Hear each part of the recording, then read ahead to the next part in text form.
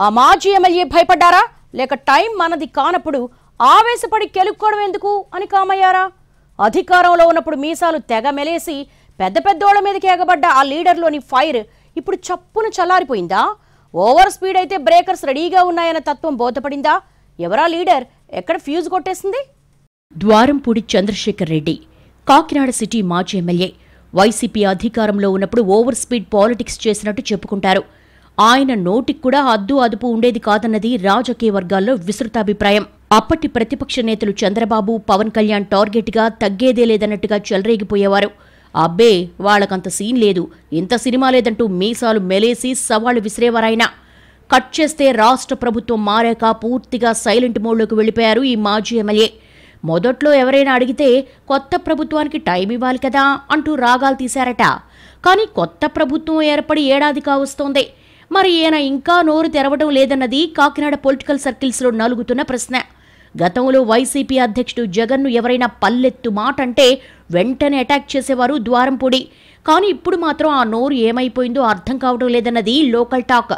అదే సమయంలో ప్రస్తుతం జరుగుతున్న పరిణామాలతో సారు సైలెంట్ అయిపోయి ఉండొచ్చన్నది కొందరి అభిప్రాయమట.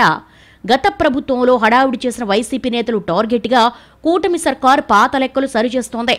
కొందరు ఇప్పటికే జైళ్లలో ఉంటే మరికొందరి వ్యవహారాల మీద దర్యాప్తులు జరుగుతున్నాయి. ఈ క్రమంలోనే మాజీ ఎమ్మెల్యే ఎందుకొచ్చిన గొడవ అనుకుని కామ్గా ఉన్నారా అన్న చర్చ జరుగుతోంది. కూటమి ప్రభుత్వం వచ్చిన కొత్తల్లోనే ద్వారంపూడికి చిన్న ఝలక్ ఇచ్చారు. ఆయన కుటుంబ సభ్యులు నిర్వహిస్తున్న రొయ్యల కంపెనీలు కాలుష్య నిబంధనలకు విరుద్ధంగా వ్యవహరిస్తున్నాయంటూ సీజ్ చేశారు. దాంతో తత్వం బోధపడిందో ఏమో కానీ రెడ్డి గారు మాత్రం చిన్న సౌండ్ కూడా చేయటం లేదంటూ మాట్లాడేసుకుంటున్నారు స్థానికంగా. కూటమి ప్రభుత్వ వ్యవహారాలను ఎవరైనా ఆయన దృష్టికి తీసుకుని వెళ్లినా వాళ్లకు టైం ఇవ్వాలి కదా అంటూ సున్నితంగా చెప్పి పంపేస్తున్నారట.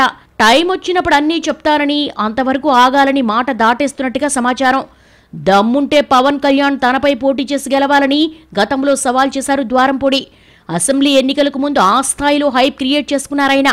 కానీ ఇప్పుడు కళ్ల ముందు కనిపిస్తున్న చిత్రాలతో మరీ అంత స్పీడ్ అయిపోవడం అవసరమా అని అనుకుంటున్నట్టుగా తెలుస్తోంది. లేనిపోని వ్యవహారాలను నెత్తినేసుకుంటే కోర్టులు, కేసులు, జైళ్లు అంటూ తిరగాలని కొత్త వేదాంతం చెప్తున్నారట అనుచరులకి. కొద్ది రోజులుగా అలా సాఫ్ట్గా బండి నడవనివ్వండి, తర్వాత చూద్దామన్నట్టుగా ఉందట ద్వారంపూడి వ్యవహారం. ఫలానా విషయంలో మీరు స్పందించాలని ద్వారంపూడికి పార్టీ ఆఫీస్ నుంచి ఆదేశాలు వచ్చినా తాను అవుట్ ఆఫ్ స్టేషన్ అంటూ తప్పించుకుంటున్నట్టుగా సమాచారం. గతంలో మాట్లాడింది జరిగింది వేరు. ఆ మాటలు చేష్టలకు సంబంధించి ప్రభుత్వం ఏమైనా చెయ్యొచ్చు, దాన్ని తప్పించుకోలేం గాని మళ్లీ కొత్త సమస్యలు క్రియేట్ చేసుకోవడం ఎందుకన్న ఆలోచన అభిప్రాయంగా చెప్తున్నారు సన్నిహితులు. టైం మనది కానప్పుడు ఓవర్ స్పీడ్ అయిపోతే స్పీడ్ బ్రేకర్లు వేయడానికి వాళ్ళు సిద్ధంగానే ఉంటారంటూ గుర్తు చేస్తున్నారట మాజీ ఎమ్మెల్యే. మరి మాజీ ఎమ్మెల్యే చెప్తున్న ఈ మాటలు విని అనుచరులే అవాక్కవుతున్నారట. ఈయన అసలు ఏనేనా అంటూ బుగ్గలు నొక్కుకోవడమే కాదు, ఇంతలోనే ఎంత మార్పు అంటూ గుసగుసలాడేసుకుంటున్నారట. రాజకీయాల్లో ఏం జరుగుతుందో అంతా తనకు తెలుసునని, కొద్ది రోజులు వాటి గురించి చర్చించకపోవడమే మంచిదని ద్వారంపూడి అంటున్నట్టుగా తెలిసిందే. తేడా పేడా వస్తే మీరు బానే ఉంటారయ్యా, నేను మాత్రం మిమ్మల్ని ములాఖతుల్లోనే కలుసుకోవాల్సి వస్తుందని అంటున్నారట.